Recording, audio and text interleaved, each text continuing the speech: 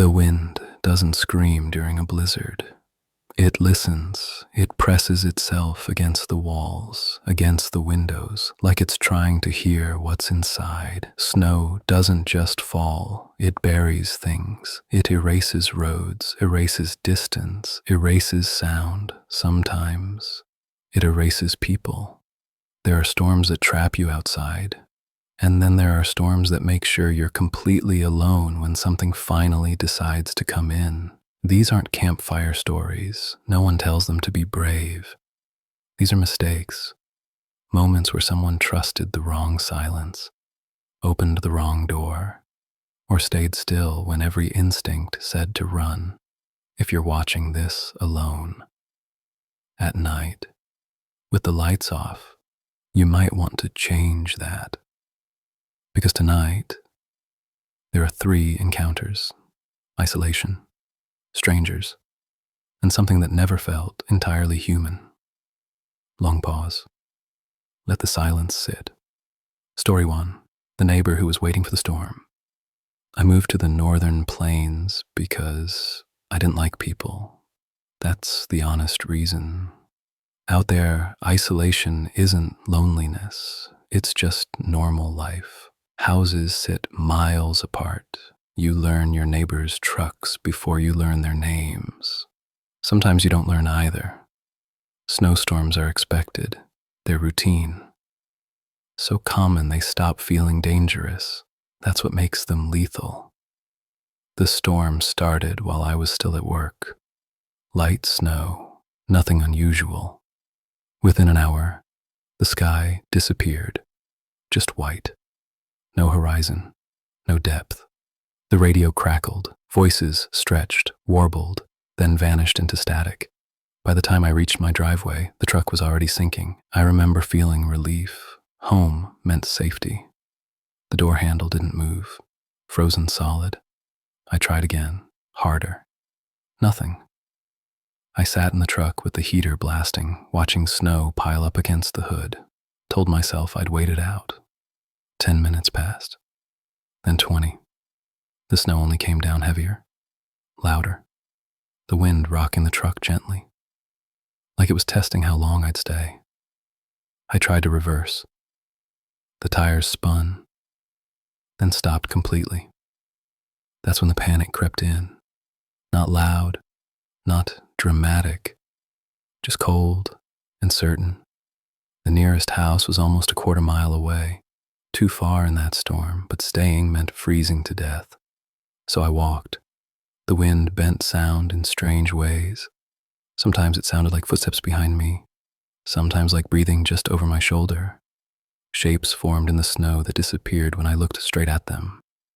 When I finally saw the house, my stomach tightened.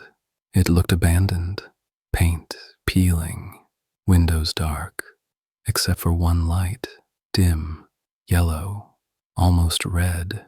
The door opened before I finished knocking. The man said his name was Elliot. He smiled, but his eyes didn't react. Inside was warm, too warm. The air smelled wrong, old, metallic, like something had been sealed inside for too long. He offered me the couch, sat across from me, too still. When he spoke, his words came slowly, carefully, like he was remembering lines he hadn't used in a while. His eyes kept drifting. Corners, ceiling, behind me. I asked how long he'd lived there. He paused too long, then answered vaguely. I told him I was exhausted, asked if I could sleep. He turned off the lamp and stayed standing in the doorway. Watching, I pretended to sleep, counted my breaths, listened. That's when the sounds started. Above me, heavy, dragging, slow. The house only had 1 floor. The sound moved back and forth, like pacing. The loud thump made me sit up. Elliot was closer now, much closer. His voice was different, quieter. Then he rushed me, hands around my throat, his breath hot. He screamed about her, about how she was lonely, about how she hated the storms, about how she needed someone new. He told me I was chosen. I fought, scratched, kicked. I don't remember getting free. I just remember running. I ran into the storm without my coat, without my boots tied. Behind me, he screamed that she wouldn't like this.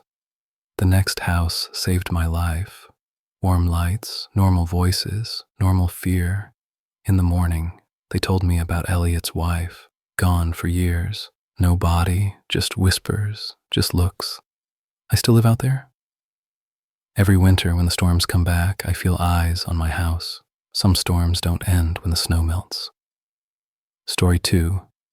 The man whose footprints didn't exist. The news warned about the storm for days. They always do. By nightfall, the world outside my house didn't exist anymore. Just wind, just white. The sound never stopped, like something circling, testing the walls. Then I heard a horn, short, weak, wrong. Headlights sat at the edge of my driveway, not moving. I stood at the window longer than I should have, waiting for a door to open, for a shape to move. Nothing did. I didn't go outside. At 11, there was knocking, soft at first, then louder. A man's voice, out of breath, polite, too polite. I cracked the door, left the chain on. He was buried in snow, face, hair, jacket, like he'd been standing there a long time, but his boots were clean, dry. My stomach dropped. His voice changed when I didn't open the door wider, still calm, but tighter. He asked again, more firmly. I said I'd call for help. I closed the door, locked it. While I was on the phone with 911, I heard movement, not leaving, circling, slow footsteps, measured. I watched him stand under my windows, looking up, like he knew exactly where I was standing. The back door shook, harder this time. Then silence. The police arrived late, found his car buried down the road, cold engine, no heat, no footprints between the car and my house. In the morning, muddy handprints were on my bedroom window. Higher than they should have been. A house down the road had been broken into during the storm. Nothing stolen, nothing damaged. That's when it clicked. He wasn't robbing anyone. He wasn't lost. He just needed permission. Story 3.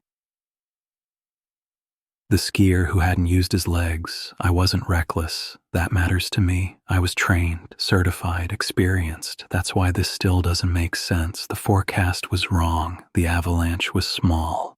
Just enough. Enough to trap my leg. Enough to ruin everything. The pain was immediate, sharp, blinding. The storm closed in faster than expected. Visibility vanished. Then I saw him, another skier, standing where there shouldn't have been anyone. He didn't look surprised to see me, didn't ask questions. He just helped. When he said he hadn't used his legs in a long time, I laughed. I thought it was shock. We moved slowly. Pain blurred time. I closed my eyes for a second. When I opened them, he was gone. No tracks, no sound. Later safe, I found the article, missing skier, same mountain, years ago, no body, no photos. I still don't know what helped me down, but I know this. Whatever it was, never came back up.